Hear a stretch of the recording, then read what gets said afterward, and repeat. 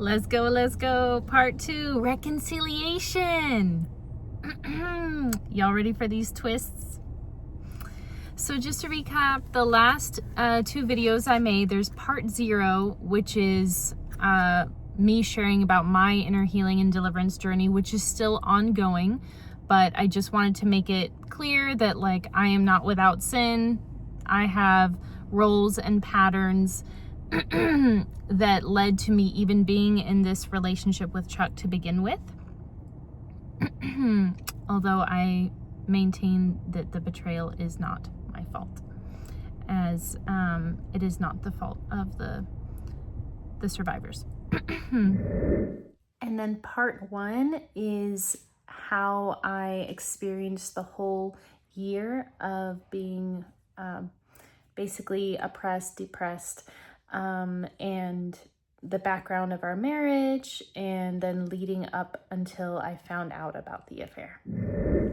So we were on a family cruise when I discovered my husband's affair, and we had a lot of heart-to-hearts and come to Jesus moments, literally, and we prayed and we were strong. We had like a worship playlist. We had people praying for us and into the situation, and we go our separate ways just for a few days. I go to Savannah, Georgia, where my older sisters are waiting for me, and then he goes to a family friend's house where he stays for the week because he has work, remote work, and then we're planning to reunite at his family reunion the following week.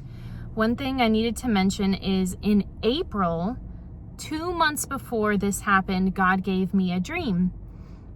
And the dream was Chuck and I were in a pool, and we were going, the pool was red, but we were going into, like, kind of going up into one of those hot tubs that was like a little bit above it, and which was clean and clear, and then going back into the pool and back into the jacuzzi and back into the pool, and slowly the pool that we were in that was red was turning clear. And I took that to mean that because we had been doing our deliverance counseling and inner healing process for months at that point, I felt that it meant that, okay, we're walking through this healing process together. So that was before I found out. Then I realized, okay, this massive thing has been going on. There's clearly a lot more woundedness and brokenness. And so I felt that that jacuzzi dream was, that cleansing process was confirmation of what we were doing. Not just him, but cleansing the marriage. Now, as I'm thinking about it, it's not just his stuff, it's also mine. So that was a full week of Holy Spirit taking over, you know, when we were on that cruise, and a lot of warfare, a lot of worship, a lot of like dreams and seeing things. God showed me dreams of snakes, and then like in my worship time, then I like basically I felt like I was doing things in the spirit as a result of what God showed me. I was doing prophetic actions, but they were having an effect in the spirit. And I really felt it. I do believe that there was genuine, authentic progress from Chuck and in our marriage. And there was even at the end of one of the healing sessions we had with our counselor, I saw like a gold link, and the gold link represented like a first strong link in the new marriage kind of thing. Because in my mind, I had kind of already released the old, and I was like, listen, if I'm going to walk with you, we're going to do this, like it's going to be like brand new, both of us. So at the end of that trip, he cut his communication with the affair partner, and that was a prerequisite for us to go anywhere or do anything. We still had to fly from Europe to the US. So he agreed and did that. That week when I arrived to Savannah, I didn't realize that I had basically come back from war, and my sisters were taking care of my daughter, and I basically collapsed.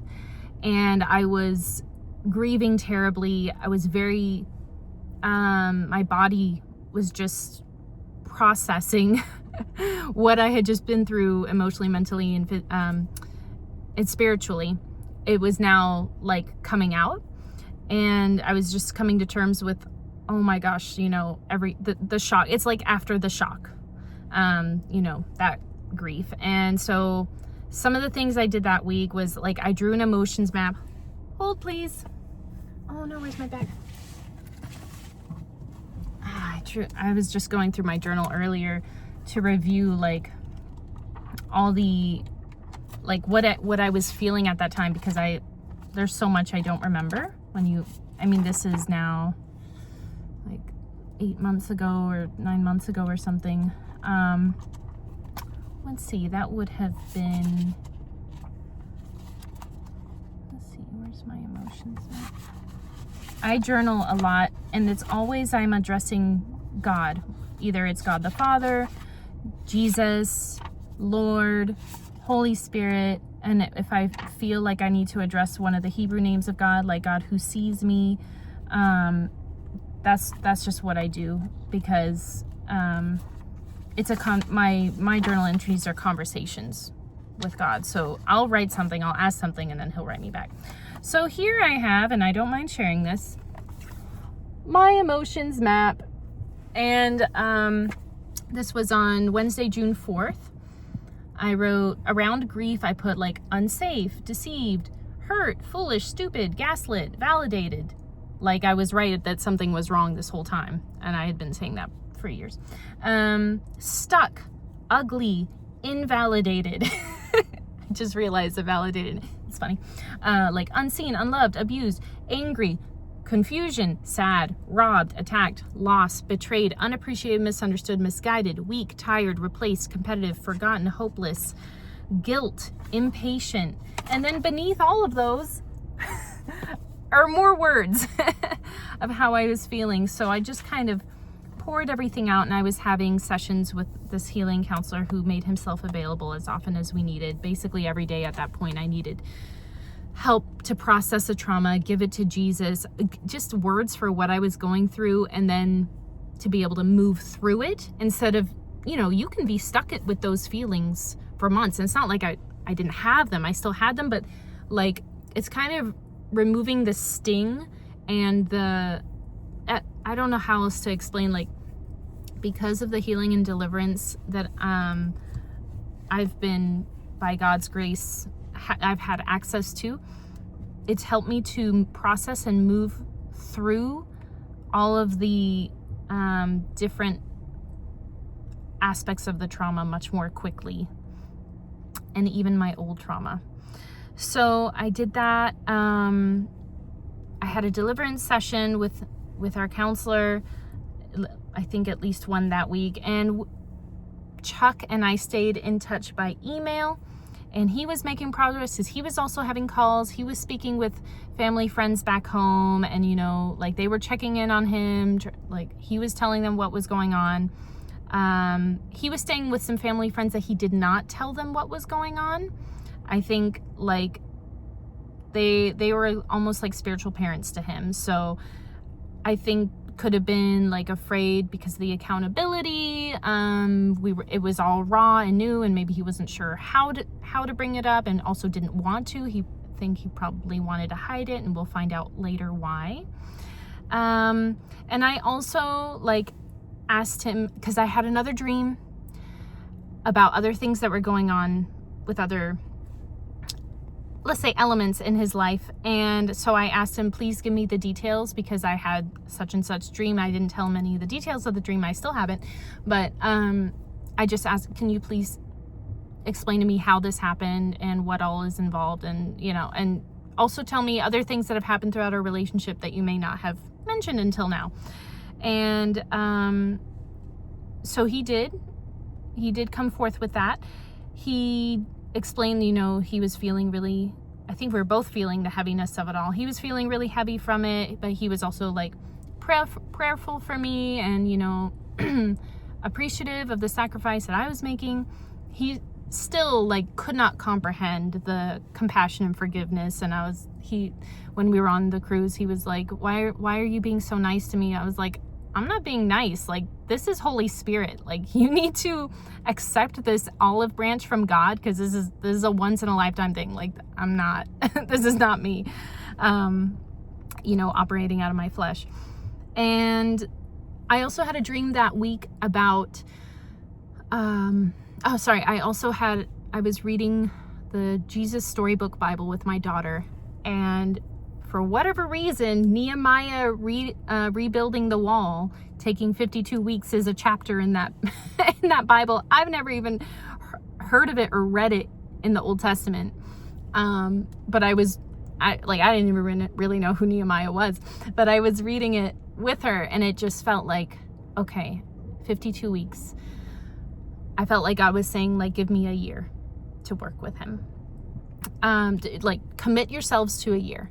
And so I took that as a personal prophetic word, and I was like, okay, fine. Like, I'll give you a year. Okay, God, but that's it, My family did have some obviously difficult reactions, to be expected. We were all seemingly close as a family. My sister and mom, one of my sisters and my mom, had all lived with us on our boat in Dubai at various points for various long lengths of time. And there was definitely disappointment, hatred, anger, hurt, betrayal. He did write an email to them to say, I'm ashamed of what I've done, just kind of but it was very robotic.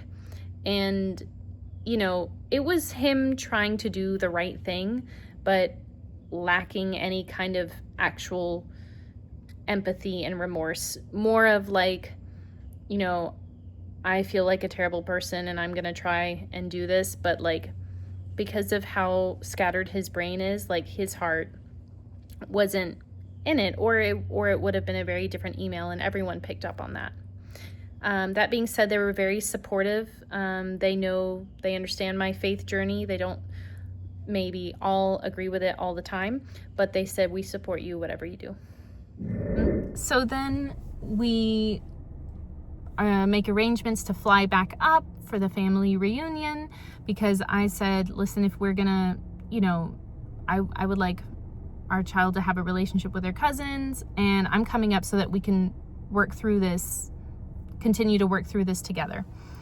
And when at this point in the situation, we were both aligned and committed, but also don't know what lies ahead. So there's a little bit of everything's falling apart, and we're gonna try, but we're trying to keep it together. But also, I wasn't comfortable with lying or, pretending, so I wasn't going to. So the first thing, he picks us up at the airport, and I notice he's wearing, people in their white trucks in the South, let me tell you.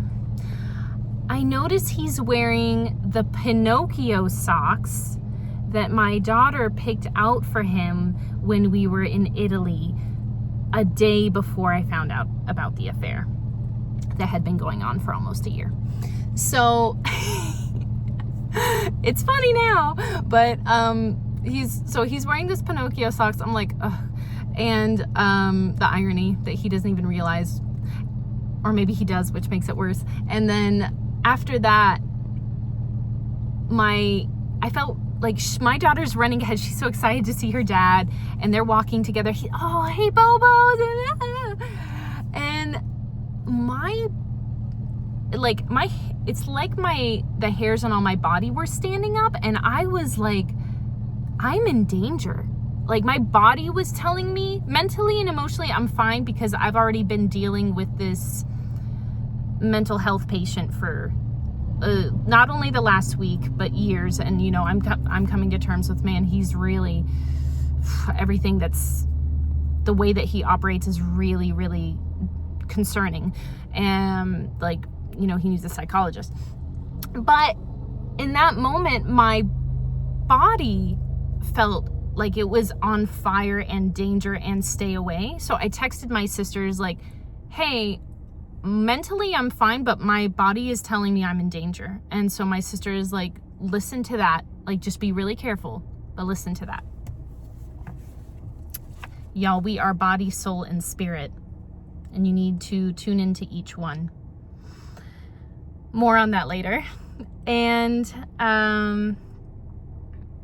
so we went to the family friend's house. He hadn't said anything to them, and I wasn't going to do that for him because I felt that that was not my news to break. And he usually wants everyone else to do things for him.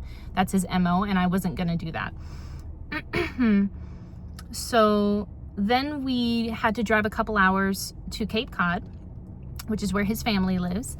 And we were, we had lived there like 7, 8 years before, and we would do that trip all the time. And this time it felt different. Taking those roads, everything felt like death to me. I was looking around and everything felt dead. I don't know how else to explain. I believe it was spirit of death that I was picking up, because now suddenly I have a double dose of discernment, maybe a triple dose, maybe 10 times the dose, because God wasn't going to put me in that situation and unequipped, right? Otherwise, I can't be there because I would be in too much danger. But with everything that was going on, my spiritual senses were like, alert, alert. Everything was, turned on. Turning on, and I'm trying to keep up with the pace, right? And while we're driving, I'm crying because, like, something is very wrong, and I don't know what it is yet. And I just feel like this whole process is just really upsetting and sad and heartbreaking. I didn't know what was going on, but we also, like, one of our assignments was to write special blessings and prayers for each other, because as spouses, you are best positioned and legally, in the spiritual realm, you have legal rights to, like, your intercession weighs more. I also want to say it costs more because that's where I am right now. But anyway, so that was one of the things that as we were driving, our daughter was sleeping, and I was just like reading to him the prayer that I had written him, a really beautiful blessing prayer. And that's another video I'll do, is sharing about blessing the spirit, and by Arthur Burke. Highly recommend. I can put a link to that. Anyway, that was one of the things we were doing. So we arrived at this super idyllic, adorable little Cape Cod house. We have 2 beds, so that works for our living situation. My daughter and I sleep in a bed together. He sleeps in his room. And, we go over to see the family. It's a little awkward for me. And, my sister-in-law, because my husband has one brother, and his wife said, hey, are you feeling tired? And I was like, no. I was like, I think I said, like, something's really wrong and we'll talk to you tomorrow, something like that, because I think I made it clear to Chuck, like you're gonna have to tell them. Parents, no offense, but they're part of the problem because of the childhood trauma. So I wasn't asking him to tell them, but in terms of, like, he has a decent relationship with his brother, who's also a Christian. So I was like, I'm not comfortable doing this trip if you're going to hide this from them. So the next day we sit down with them, and I basically say, we need to talk to you because your brother is not who you think he is. And, like, it's a very, very horrible situation to have to initiate. But I felt like my husband, Chuck, speaks in very vague terms, and you kind of have to drag things out of him. Is a debate, mostly it's hiding, and also he's a little bit stunned because he's still figuring out what's going on. But what he does know, he doesn't want to share too willingly. And there's a lot of shame and, you know, guilt, and you will find out manipulation that was happening. So my brother-in-law, his brother, obviously quite sobered and disappointed, and, you know, kind of trying to talk to him. I think in their minds, it's like, it's not super nuanced, or, you know, I think they don't really have much belief or concept of spiritual warfare or experience. And so for them, it's like, you know, you just shouldn't do that, and just like, don't do that. You know, like, you know, they're obviously very devastated and shocked. And I think I did talk to my sister-in-law a little bit about like dissociation and the mental health, and I don't know how much I brought up spirits, but spirits are like a major part of this, Leviathan, Jezebel, and all the ones. There are many more things and encounters that we've had, but I don't think we got into those topics. I think it was just mainly like, this is the heartbreaking news. And I was a bit hurt and disappointed by the lack of response from some of his family members. Just kind of like, I think they didn't know how to react or respond. They didn't like say, hey, I'm so sorry. Are you doing okay? How can I support you? They just kind of glossed by it. But because I had experienced that for most of my marriage, I wasn't entirely surprised, but it's something that I took note of at a minimum. My sister-in-law was there to listen and talk to, and she was incredible, absolutely present. But it's just to highlight that, like, this is learned behavior, right? And the darkness that stems from neglect is really subtle, you guys. It's so subtle. God bless this family. So while we're there, we're having nice family time, and his brain was a little bit jumbled. He was quite unmotivated, and I knew there's territorial spirits. He's here at his family's, you know, neck of the woods where he grew up going to, and I can fully expect him not to be the same that he was on the cruise, where he was fully like, you know, well, really battling, but like there were authentic moments. And while we're there, there's some college girls that are visiting. They're friends of the family, and I catch him multiple times staring with lust at these young college girls, younger than me, younger than the affair partner, in front of my daughter. So because I'd already been dealing with this lust and all this during the affair and for many years, I kind of just acknowledged it and waited for the opportunity to say something that, like, you know, I'm going to leave because I'm not comfortable being around you. This is what you're doing.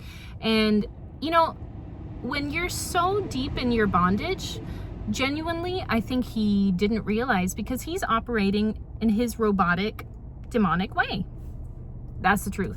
So I did mention it, and he I can't remember how he corrected, but I think like just walked away or stopped, and we just limited contact while those family friends were visiting, which is too bad because they were really lovely people.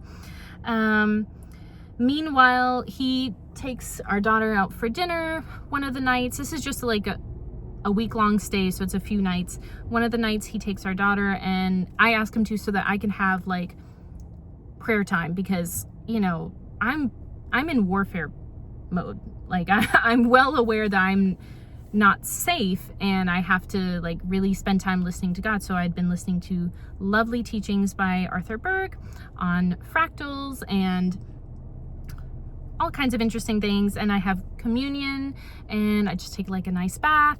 And I had a vision that basically, like, because Mortal Kombat's like one of my favorite video games growing up, I had a vision where God is showing me like I'm in it. It's a lot like a fighting in a video game, and I saw Chuck sitting in the corner of a dimly lit room, and his hands are bound, but the tape is off of his mouth, but it's still hanging there. And there are like 4 demons that I'm fighting, and behind me is the light of Jesus. Like, Jesus is behind me, his light is cast, shining onto, so I can see what I'm dealing with. And so I felt like that was God showing me like he's lighting up what I'm encountering. Now, you might say, like, why should you even have to do this? We'll get there. So what I interpreted from that is that there are because I do have my framework for this whole situation is he is fractured. There's multiple parts in him. Part of him is wanting this, part of him is wanting that. And so he is bound, and he keeps saying in this vision, I'm sorry. So it's like he's hurting me, and yet he can't stop it. So that's kind of like what I interpreted from the dream in that moment. Again, all my videos are like how I experienced it in this moment. The next day I like took a nap. We were having a nice day. I think they went canoeing. I took a nap, and because my daughter was in her bed, I think I slept in his bed, and I had a dream about he and the affair partner, and it was really disturbing.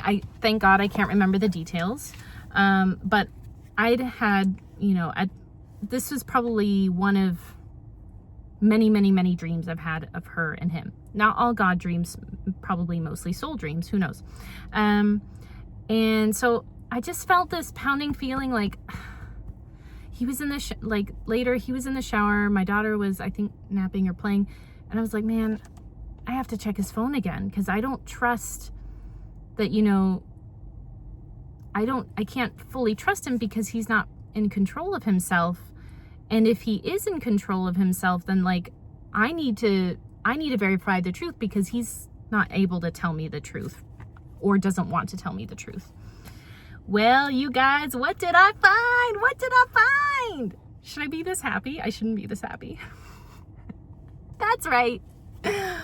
All week while we were reconciling, and while he was talking to his friends about, oh yeah, I'm on this journey with God and the counselor, and Rose forgiving me, and oh yeah, we're working through things, telling his family. The whole time he had been emailing the affair partner from his work email, so it was a little trickier to find, but I knew it was there. I'm sorry, I don't know why I'm laughing. It's funny now. Thank God it's funny now.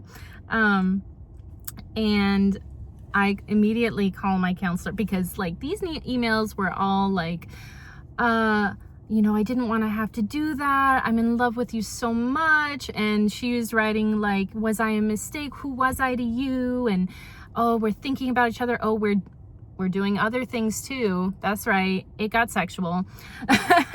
And, it was just, I was just like, what is wrong with this guy? Like, it was just, they were just kind of struck things back up, and he was showing her pictures of what they had just done, canoeing, kayaking with his daughter. Thank God he didn't send her any pictures, but like he was just showing her his life, like he's not on vacation with his wife that he's reconciling with. So in his mind, things are very separate. In the real world, they're not. So I call the counselor. Let me get some AC, because it is getting hot. I call the counselor and I'm like, listen, you said that if the dog returned to its vomit, I think that's in the Bible, that I would have to, remove myself. And that's what's happening. I'm removing myself, and I just wanted to let you know. And could you please speak to him and explain to him what's happening? Because again, he's all over the place, out of control. So this is interesting because I say, hey, our counselor wants to talk to you. Have a seat. I'm going to pass you the phone and I'm going to start packing. And so the counselor explains, like, Rose is leaving, Chuck, because you've done this and this. Did you realize that you did this? Did you da-da-da? Mm-hmm. He starts crying. He starts crying. Oh my gosh. And he's petrified. Like, he is his pants right now. And it is very unfortunate because I didn't want to have to do this. I don't want to be in this. You know, I didn't ask for this, right? You know, all those things. And so I'm packing quickly. The airport, I had already checked. There was a flight like in 3 hours. The airport's an hour and a half away. And like, I'm hustling, and now I have to explain to my child, we are gonna go on a fun trip to go see your cousin again. And I have to go tell my sister-in-law like goodbye because this happened again, and it's like, I can't, you know, he's, you know, gave me no choice. And one of the interesting things Chuck said was, he looked at me with tears in his eyes. It was really sad because it was genuine. And he said, please don't leave me. And I said, I gave you my strength and you squandered it. So I'm leaving. And like, just very objective, like pragmatic. Again, just like, well, this is what it is. I got to protect myself, just like in the thing. Like, you know, it's not, I can do the spiritual warfare, but part of the warfare is the shield. And so, and then he said, but you promised you wouldn't leave me. And what he's referring to is a painting I did 3 years ago when there was a prophetic word about the tortoise and the hare at my church. And I knew that I'm the hare and he's the tortoise. And I drew a painting of the hare and the tortoise holding hands, walking together. I was like, you know, no matter what direction we take, like, I won't run ahead of you.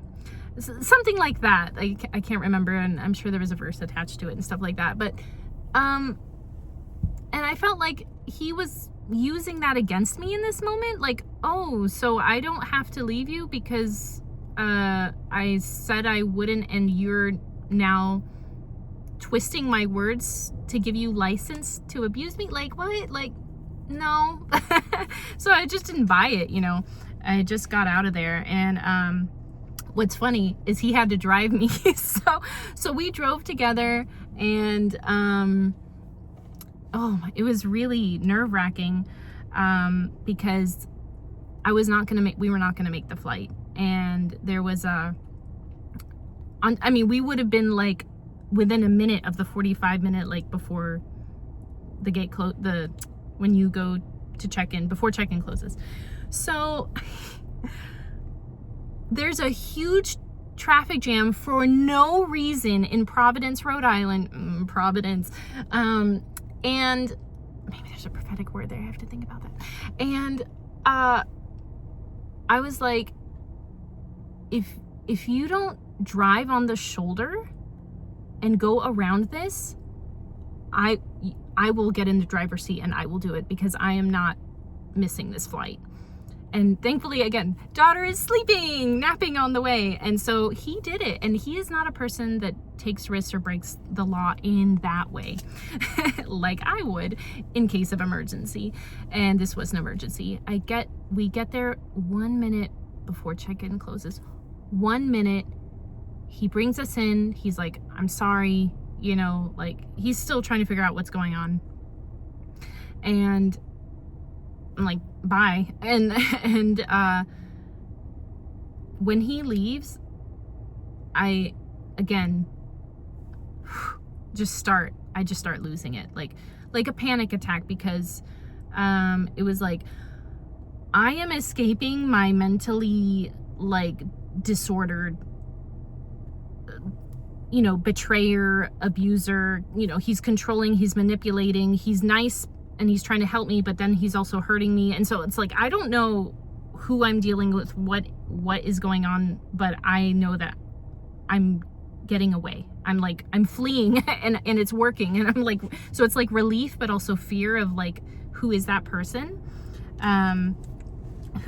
He's really inconsistent. So it's not like he's the type of grandiose narcissist that's like always a jerk and you can expect him to be a jerk. It's like, no, sometimes he's manipulative and cruel, and other times he's like totally pleasant. And so that's, you don't know who or what you're dealing with. And that was what I was in the middle of. Right before we left, I did make sure that we went to say goodbye to Chuck's parents. And later he told them what happened and why. And they basically were like, oh, well, you know, it takes two people to break up a marriage. And other people in the family were like, well, what did Rose do? They were blaming me for his affair because he's so unassuming. Like, you would think he's such a stand-up, good, easygoing person that everyone blamed me. Yeah, that's right. Insult to injury. So then when I landed again in Savannah, another round of grieving. This time it was like an all is lost grieving, and my body just like grieved the death of the marriage. And the counselor he felt that God was telling him that I needed to be protected from Chuck and the affair partner, because the affair partner like was, I don't know, still don't know what she has against me, but like she's in a competition with me. It's an unfair fight, I'll tell you right now. So we cut soul ties, we cut the spiritual marriage, and I just had like another round of like, it was very cathartic and just like grieving the loss of that whole marriage, of like who he was who I thought he was as a person. Like, I just kind of went through that. After that, a couple of things started piecing together. I had a dream, another dream, where I called the affair partner and like told her what was going on. And in that session the day before, the counselor had said, hey, if God tells you to do something and it sounds crazy, like, and no one else would condone it or tell you to do it, then it's probably from God and you should probably do it, but pray about it. So I prayed about it and I sent her an email.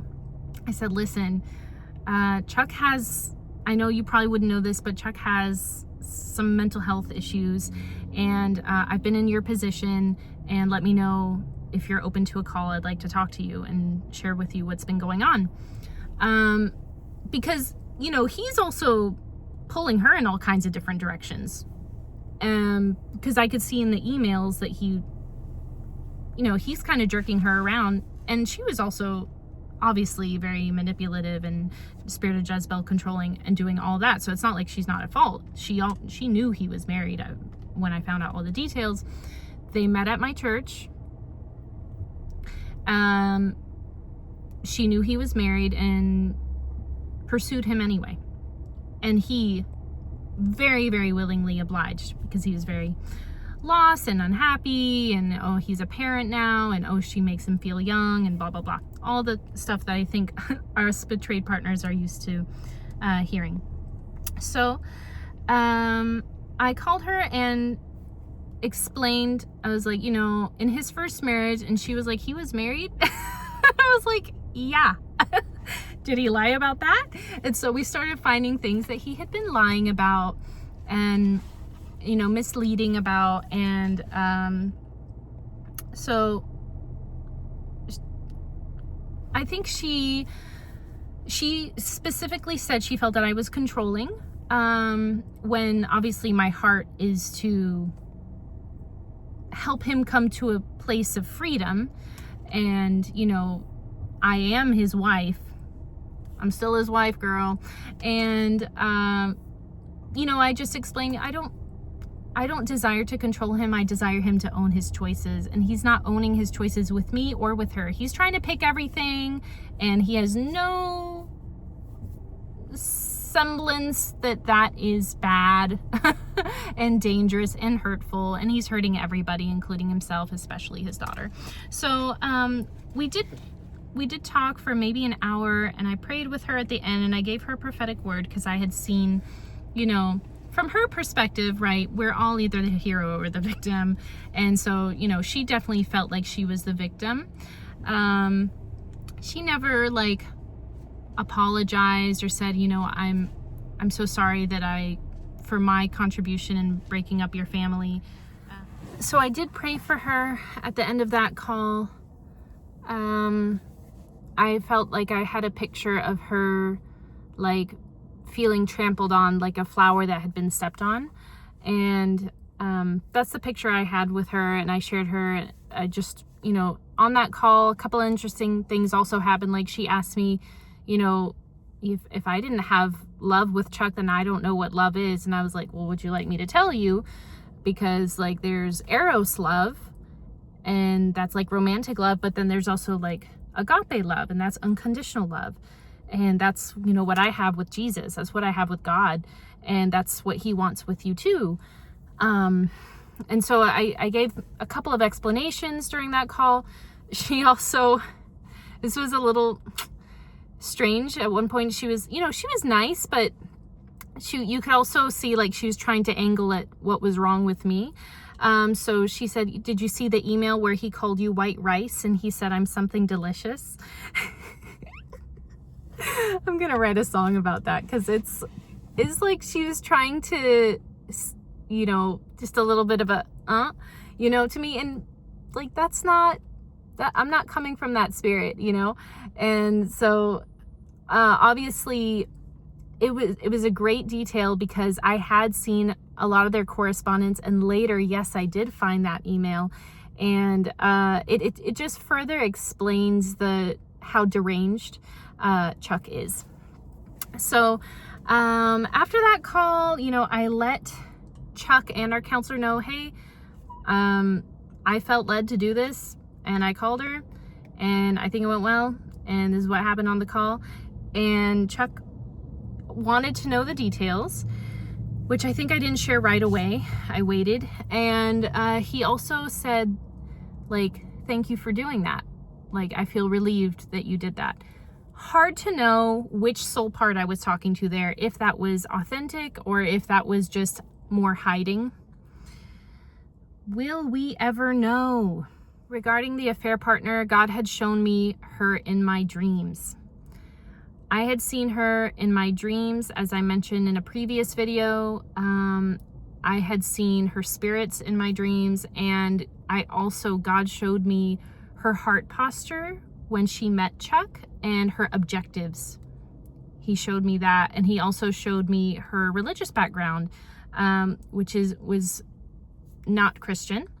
And just to note that she was not apologetic or remorseful on the call. Not that you would expect her to be, but, you know, she was acting within her values. She was nice, but also like very wary of me. Like, you know, she kept thinking like, well, I just think you're trying to control him. You know, this kind of trying to figure out like, what's my angle? Like, you know, but in my mind, like, this is not me against her. Like, this is not The Boy Is Mine music video that I grew up watching. This is spiritual warfare, and like, you've got spirits, he's got spirits. Y'all are both serving Satan right now. And I'm really trying to serve the Lord. So that's the reality that I was living in, and what compelled me to have peace about reaching out to her. I keep remembering things. One of the hardest parts of this reconciliation process was praying for the affair partner and my Chuck. And that was just, how do you do that? Well, you do it because someone walks with you. So the counselor, lovely deliverance pastor out of South Africa, he has the faith for this kind of thing. And so he just told me what to say, and I would pray Acts 3:26, I bless you to be delivered of your sin I bless you, I bless you. I would just bless. And, you know, it was really hard. It's not going to come easy the first time. But then it became second nature, because it just reframes your mind to start looking at people not as your enemy, but as people created by God who are under the influence of the enemy. And so I think that has given me a lot of strength, is just kind of being obedient to bless those who curse you. So Chuck decides that he wants to really work on things, and he flies down to Savannah, where he's going to stay. He booked like an Airbnb for 2 weeks, and we're just going to see what happens, because at this point, like, okay, now you've got a lot of work to do, and you're going to have to do more of it on your own. You know, you've really got to prove that you want this, because I can't want it for you. And this whole time, it's really hard for me to, you know, allow this disorder and these spirits to just destroy our family. So my sisters are trying to help me keep my distance and boundaries and all of that throughout this. To note, I did have to set quite a few boundaries. One of the first boundaries I set was with Chuck's parents. I basically cut communication with them completely, and I know that they don't have pure intentions, let alone what they were, you know, discussing about me and blaming me for the failure of the marriage. Was obviously unfair, but I knew also that his mother was going to try and control and get her agenda with him. And one of the things my counselor showed me was Jezebel kills the prophets, and spirit of Jezebel is very strong in her.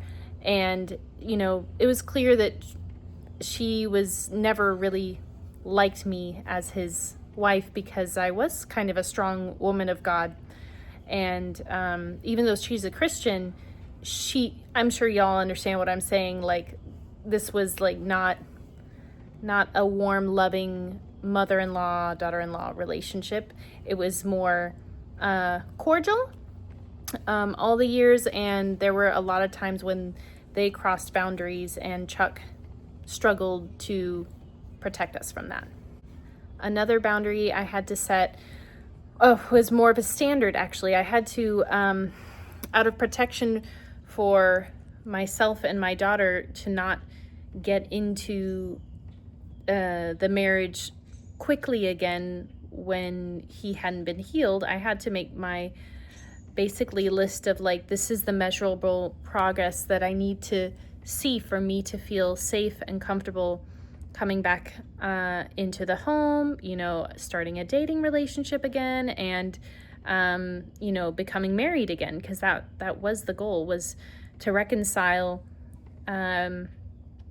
if not the marriage, then at a minimum for him to be able to be in my daughter's life as a father. We never made it that far. So that whole first week, so I pick him up from the airport with my child, because I felt that he's giving a genuine effort. He's gonna come down. We pick him up at the airport. He cries.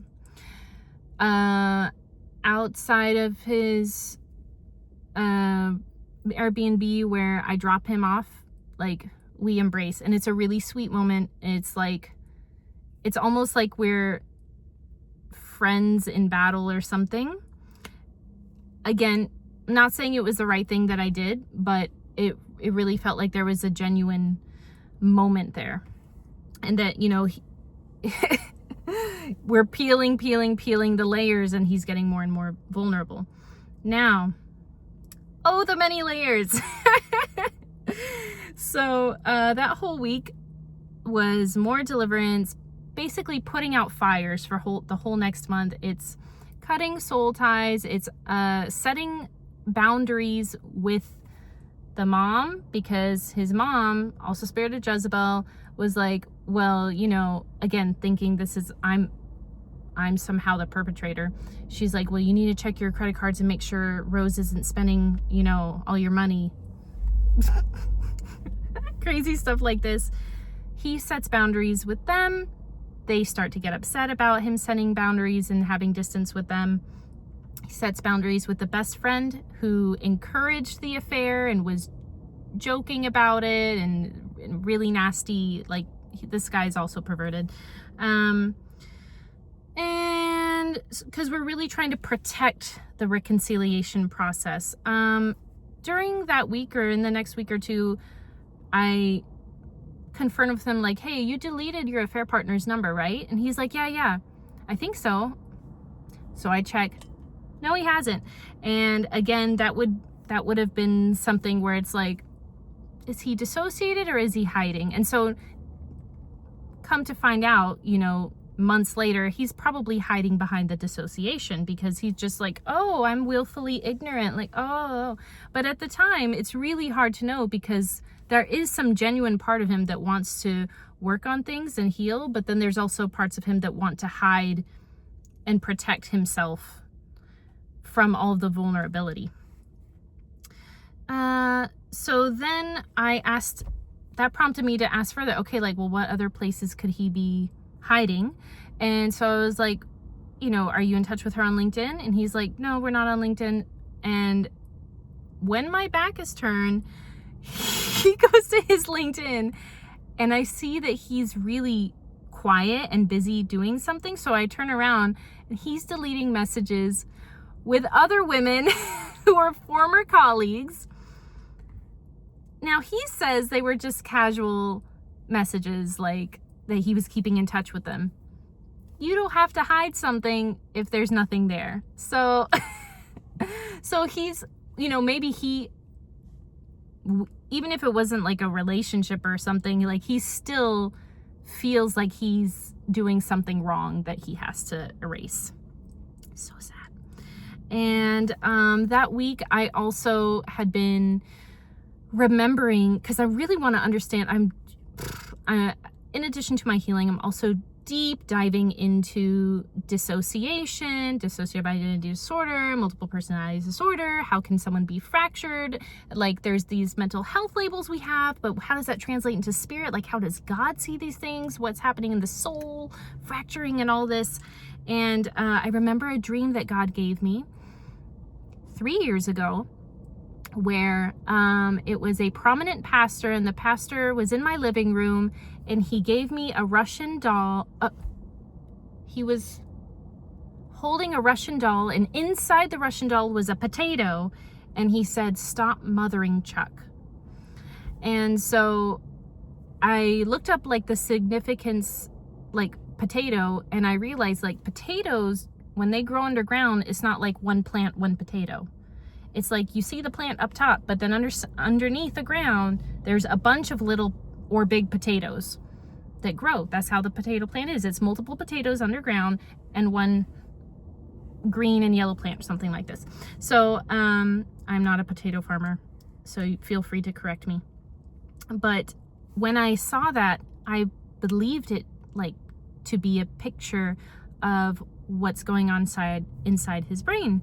And so I start using that potato plant as an illustration, and I start drawing out, okay, well, here's one fragment that happened in his childhood, because God also showed me an image, a vision of him, basically the way that he was raised when he was my daughter's age.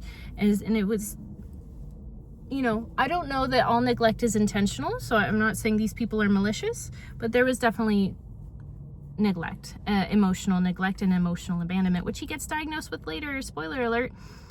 So I use the potato plants to, I start drawing the different potatoes and the different things that happen in his life that I'm piecing together, because I mean, I know his life story at this point. We've done a lot of work. I know he's a highly sensitive person. I know he's got sensory things. I know that there's certain events in his life, like his first divorce, and you know, she cheated on him, and so that was traumatic, but he never really dealt with it as trauma or really fully acknowledged it. There's just so much shame and guilt and apathy around his life and then it, he internalizes it, and then he perpetrates it. So, all this while I feel like I'm like I'm wrestling, I'm chewing on all of this information and psychology, but also the spirit stuff. And as I've said before, Dan Duvall has wonderful teachings on soul fragmentation. Meanwhile, he's starting to, he starts off well with our reconciliation again, but then he starts to get really feeling worthless. He wrote me a heartbreaking email about how I feel like I'm a worthless drunk roaming around and blah, blah, blah. He's he's quite not anchored or tethered in any substantial way to really anything. And so, except these toxic relationships in his life. So, there were several assignments that the counselor would give, try to write Rose a letter, think about how you can spend quality time with your child and what you would really like to pour into her life, and these kinds of beautiful things. He's not able to do any of it. And so it's the dynamic becomes my whole family and I are rallying to try and support his journey, and he's having some good days and having some low days, and he just kind of ends up fizzling out. And then I'm like, hey, seems like you're fizzling out. And then so it's just kind of this 2 steps forward, 1 step back, like this. As far as his feelings about how I was experiencing everything, he struggled to feel deep remorse. Definitely there was a level of remorse and a level of sympathy, but real empathy and real heart remorse, it's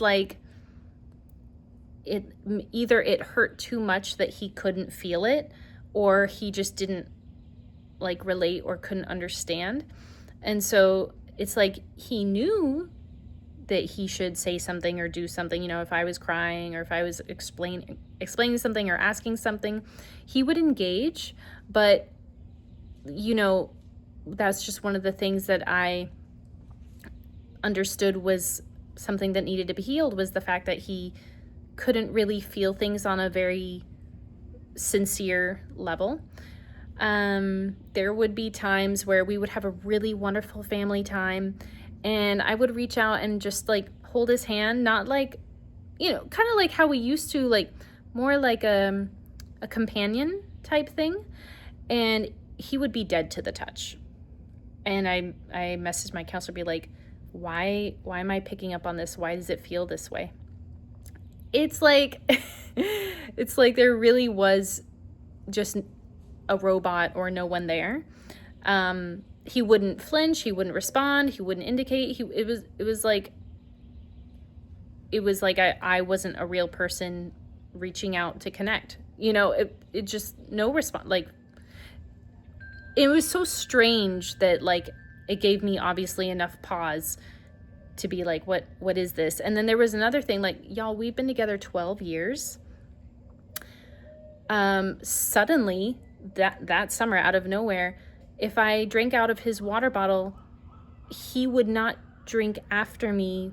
And he said it was because of my saliva, and he didn't like my saliva. Now I know, okay, autism, sensory, blah, blah, blah.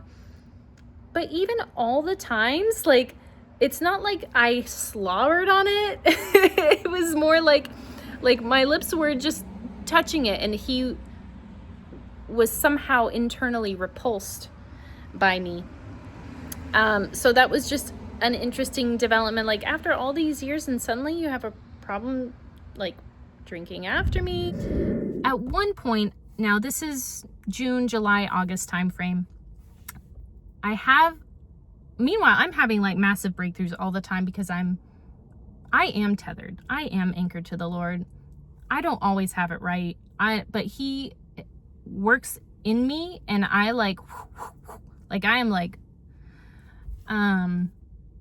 I sprint in the spirit. You know, like I've come a long way and I've still got a long way to go, but I'm moving, you know? And like, I really, that's why I share what I do, because like this, you know, relationship and intimacy with Holy Spirit and him showing you things about yourself and about others and freedom and the spirit world and how we're all like trapped in some kind of bondage. Like this should not be a secret. Christians should not be a secret. So I had a moment where, and I'm just going to read you word for word because I wrote about it. And I mean, I write about everything, but I found this note, so I'm going to share it. But it's about how I needed to just tell him that I accepted him. Holy Spirit is convicting me that if we are committed to moving forward, which we are, then I need to accept Chuck as he is. What he did was unacceptable, but Jesus accepts us as we are and meets us where we are. And for whatever reason, even though I feel I've done so much and I'm trying to maintain boundaries, this is a prerequisite that I need to communicate. It will help him with the shame and guilt that are preventing him from moving forward. The problem is I can't just say yes to future Mark, because if I do, then I'm also choosing past Mark. So I have to choose both. It's like that with any partner. When you say yes to the present and future them, you are choosing to accept who they were also.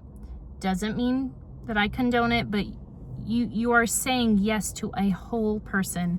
In this case, multiple persons, because at the time, the working theory was that he had multiple personalities. So that was a God thing, because like, it's just a moment that you have where you just like, it's a light bulb, it's a dawning, you have peace about it, even though it's like, ugh, do I have to? Yes. You have a choice, you have free will choice, you don't have to. I chose to do this. So I went over to his apartment. I was like, hey, I need to talk to you. And I sat with him and I just read him, not that, but a version of that. Like I had to read what I felt God was telling me to do and why it was important. And I was like, you have never felt accepted your whole life, including when he was married with me. Because there was something missing, there was something off. Like, why aren't you doing this? Why can't you do this? He's never felt accepted by his parents, by his first spouse that cheated on him, and basically they separated. She left him. You know, he's always had to perform and be a certain way with other people. He doesn't have his own identity. That's why he absorbs the identity of other people around him, which is why he seems like he has so many different protocols, so many different ways. And I mean, I've now seen like most of the ways and most of the people that he behaves like. So, at first, because of the walls, because they're so thick, he was just like, you know, like cognitively, like, oh, that's a nice concept, thanks. But then I was like, you're not listening to me. I'm telling you that and I start crying. I'm like, you need to get this. Like, oh my, this is not just a nice thing. Like, this is real, you know? And so I'm crying and I'm telling him, and he starts crying and we hug. And I just like, literally person to person. This is not like a husband-wife moment for me. This is like, I'm a human being created by God. You're a human being created by God. Despite what you've done, and I didn't know like what was going on with him, but I just felt like I had to channel Jesus to him. And that wasn't the first time, it wasn't the last time. We had family time at the beach. We had communion. We would go to the beach and do like baptisms in the water, and our daughter really enjoyed doing baptisms with us and play in the sand. And, you know, we just worked at it for like a couple of months. There was a couple of times when I had panic attacks. So one time we were with my daughter and my niece, and the four of us with Chuck went to, you know, things are going well at this point. Like, as in, you know, he'd been over to visit at the house. We had pizza, we had worship. So like, we were like trying to be on like fully in this path, right? And what ended up, the reason I had a panic attack is because we were playing and I saw him go to the bathroom, and my mind, something took over and was like, he's going and he's going to be texting her right now, and like I can't trust him. He's here, he's fully here, but he's also fully there, and even though things were safe at that time, that was not happening, and I had proof and I was checking. I had to check. Even though we were fine in that moment, my body was like, we're not safe. Like my mind, and so it's just, I'm sure people who have had panic attacks know, like, it's just something comes over you and you can't stop it. And so I started hyperventilating, and like I tried to like hide from the girls so they wouldn't see me crying, and I was just losing it, like and crying and trying to breathe. And he came and he was like, whoa, what's going on? Like, and I think I tried to tell him, like, I know it's not happening, it's just that my mind, like, I tried to explain, like, I'm having a panic attack, but it's not your fault, you know. And so I'm like, and he starts like praying for me and like pulling me aside and calming me down and getting me some water, helping me like breathe. Like, so he talked me through it, and it was really genuine, and it was a very, like, I felt like he did exactly what he was supposed to do as a husband in that moment. That was like very reassuring. We just getting tossed around. Then we decided to do a Disney trip for our daughter and for the family. And before we went down, I was like, listen, there's still a lot.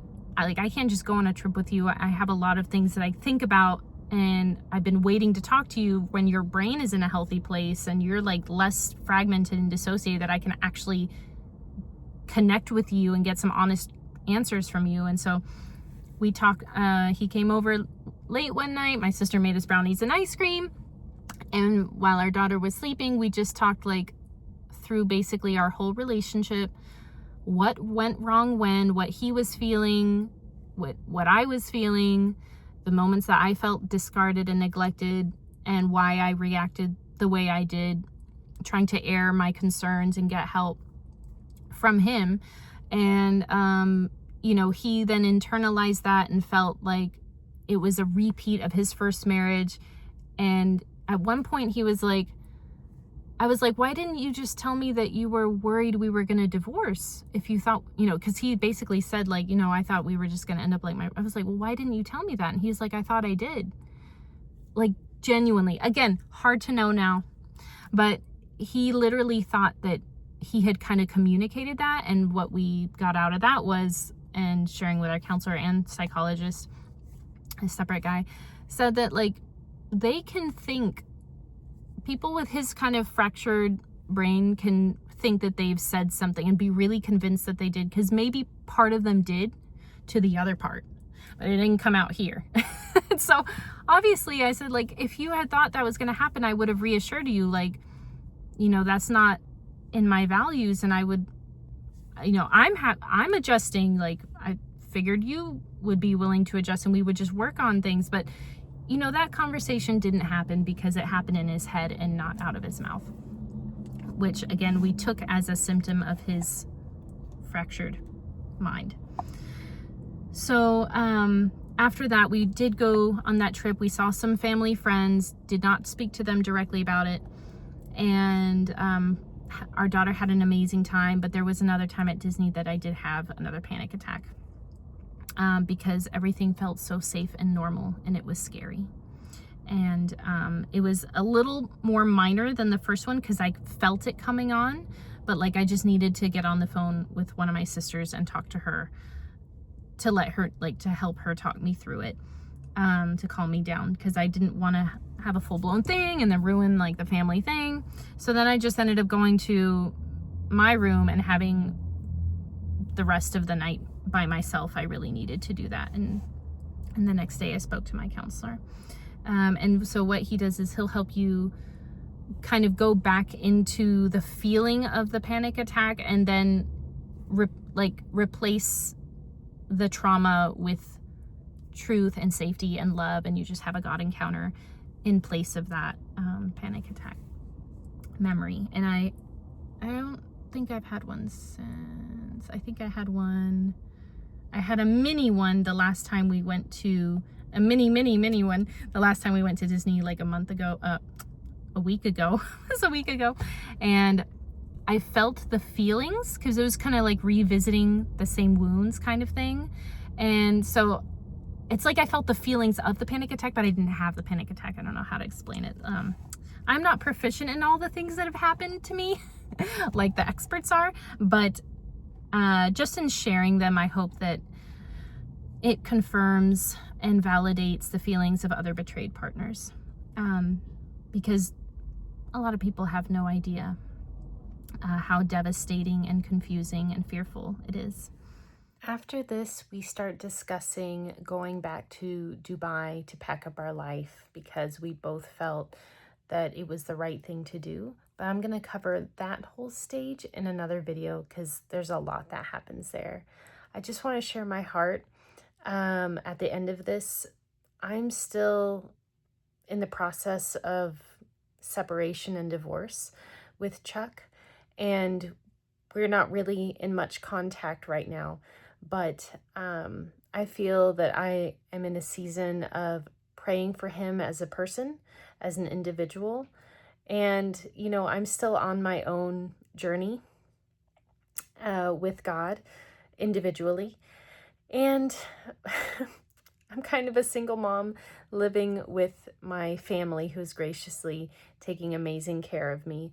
And I'm figuring these things out, and I felt God tell me multiple times that it is time for me to share my testimony. That's the only reason I'm doing it, because I believe there's something that I'm going through and have been through recently that can help other women who are in trapped and confusing situations. And so that's the reason that I even get on here and share while I'm still figuring everything out. I'm still healing.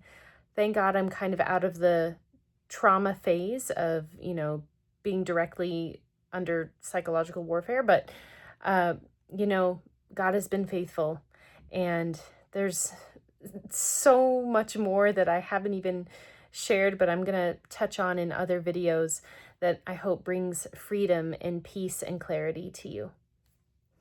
Talk to you soon.